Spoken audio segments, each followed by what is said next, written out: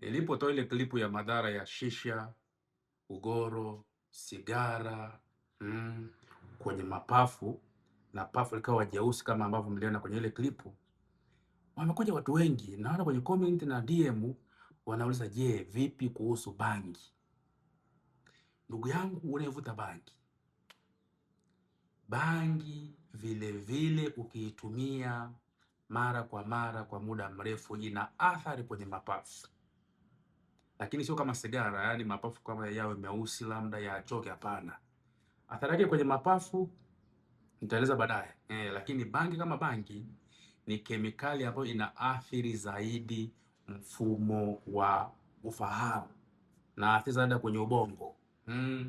Zile kemikali za bangi na kemikali nyingi, ina chemical nyingi ambazo zina interact, zinaingia katika mifumo, zinaleta matatizo.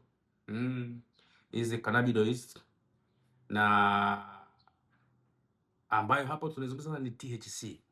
Kuna THC, CBD, terpenes, flavonoids, hizo zipo, lakini inayofanya watu wachanganyikiwe, wavurugwe ni ile THC.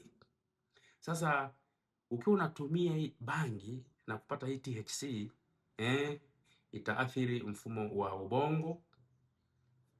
Kifupi inaleta kitu tunachokiita hallucination, yani unavuta bangi unajiona wewe ni mwamba, unajiona wewe ndio kidume cha mtaa, unajiona wewe ndio kiongozi, unajiona wewe ni unajiona uko Marekani, yani unajiona unajiona uko katika hali ambayo si halisia, una hallucinate. Ndio bangi inafanya. Sasa ukitumia hivyo mara kwa mara, kumbukumbu zitaanza kubadilika. Ndio maana wavuta bangi wengi kumbukumbu zao sio nzuri. Wavuta bangi wengi uwezo kufanya maamuzi, ile logic reasoning inakuwa sio nzuri. Ni watu wa payuka. Ni watu ambao dakika sifuri iko mbele.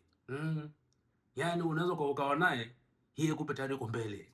Ni watu ambao wana mifumo yao ya umeme imeshabadilika, namna ya kufikiri imeshabadilika.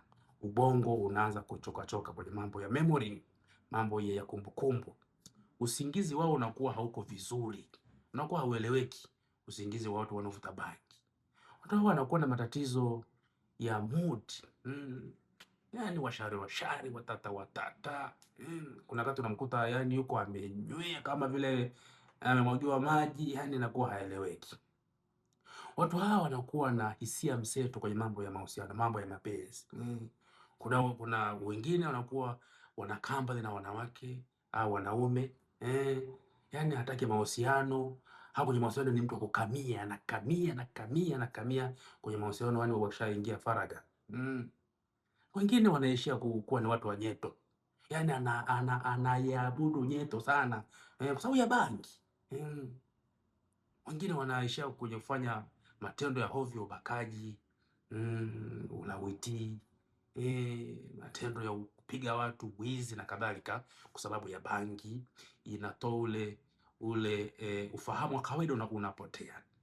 Lakini hawa watu wa bangi wanakuwa na matatizo mengi. Macho yanakuwa mekundu, midomo inakuwa kama imekauka, imeungua, koo inakauka, ile kama vikozi vinakuwa vinakuja.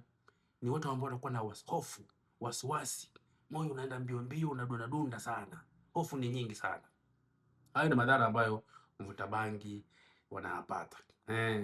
Na kwenye mapafu ndio hivyo, wavuta bangi wanakuwa na vikohozi vya kujirudia, yani wanakohoa sana, unakohoa kohozi, imetoa makohozi ya hapa na pale, unatumia dawa lakini baada vitu vinajirudia.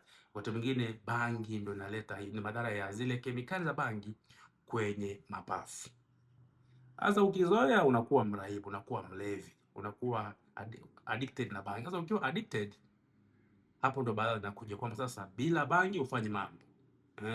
Na tunaona mtaani watu ambao wameshaingia huko, bahati mbaya, lakini matibabu yapo. Matibabu ya bangi yapo, ya kufanya mtu aache bangi, ya kufanya madhara ya bangi yaondoke, mtu arudi katika uhalisia wake, yapo.